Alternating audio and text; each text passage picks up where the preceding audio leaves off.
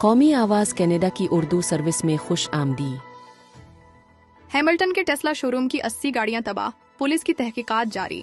Hamilton के Tesla showroom की 80 गाड़ियों को नामालूम शरपसंदों ने तबाह कर दिया, पुलिस की तहकीकात जारी है। तफसीलात के मुताबिक रात गए हैमिल्टन में एक बड़ी वारदात रिपोर्ट हुई है।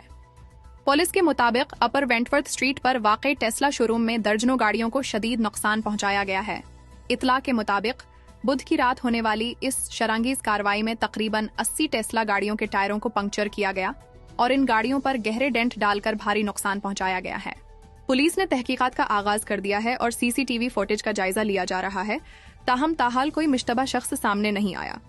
हुकाम आवाम से अपील कर रहे हैं कि अगर किसी के पास कोई मालूमात हों तो फौरी तौर पर पुलिस से राबिता करें।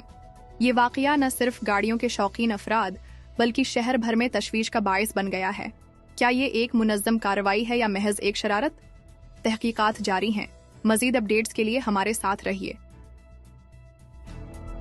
ताज़ा तरीन मकामी खबरों के लिए कौमी आवाज़ कनाडा के न्यूज़ रूम के साथ मुंसलिक रहा करें। शुक्रिया।